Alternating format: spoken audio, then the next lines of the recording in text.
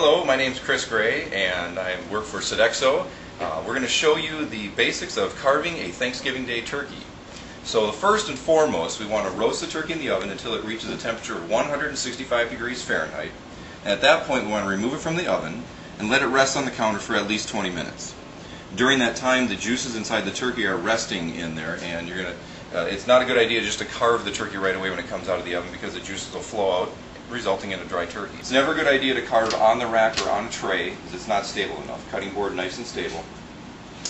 Take a nice sharp knife, which is very important, and the first thing we're going to do is remove the thigh and leg section down on the bottom. To do that, simply cut in between the skin and reaching all the way down to the board, till your knife hits the board, rock that knife back, and then all you have to do is with your hands pull straight apart. And when you do that, you're going to be able to feel that joint in there, and then put the knife right in where that joint is and simply cut straight through, and that'll remove that thigh piece. Then to remove the leg from the thigh, simply take the knife running right along the bone of the leg straight down into the top of it. It'll remove right off just like that. So we have our leg. When I serve a turkey on Thanksgiving, I prefer to leave the legs whole because my children love it. To remove the meat out of the thigh bone, there's still a thigh bone in the middle of here. We'll take the knife and just run it straight down the thigh bone. And then with your fingers, just work them right around that bone and remove that right out of the middle of there. And that will keep the thigh pretty much intact. Removing that out of there. Then you can turn it over, and I'll show you how we're going to carve and slice that up in just a moment. I'll leave that right there. That remains one whole piece. The next thing we're going to do is take the breast off of it. A lot of people like to maybe carve this at the table. Depending on the amount of people, sometimes that can be a little difficult. If you have a lot of people, by the time you get done carving, their first people are getting their cold plates and so on and so forth.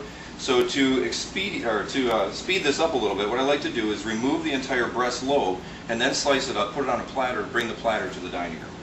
So to do that, simply find the sternum bone that runs right down the middle here, put the knife just to the left of it if we're taking this one, and push the knife straight in until it hits the wishbone, driving it straight back from the breast like that. Then, if you go straight above the wing over on this side, just like that, so we complete that cut, and then working your way down at an angle, following the bones, and you'll be able to feel them as you cut down. Pull the breast away and remove it from the turkey in one lobe. What I like to do for this is use a slicing knife. Slicing knife is going to be a little bit better for the meat. It gives you a nice long draw through the meat, so it doesn't have a lot of jagged edges on it like a chef's knife would. So to simply slice this up, start at one end, using the full length of the blade, and slice them into nice, thick chunks. A lot of people want to slice them real thin. Here I'd like to leave it nice and thick. Leaves the turkey nice and moist. Slice straight through, leaving the skin intact.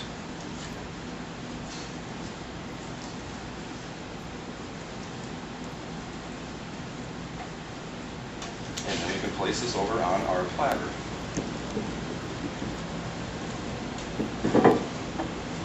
So you're able to pick it up, put it down in one nice bowl on the platter. Just like that. Same thing with the thigh meat. Now the thigh meat is still relatively intact here. We just slice that straight across into nice thick slices again.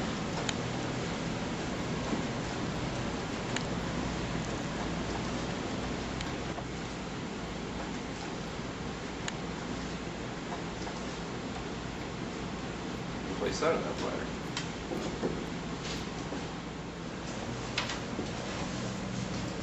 And I present to you the beautifully carved Thanksgiving turkey.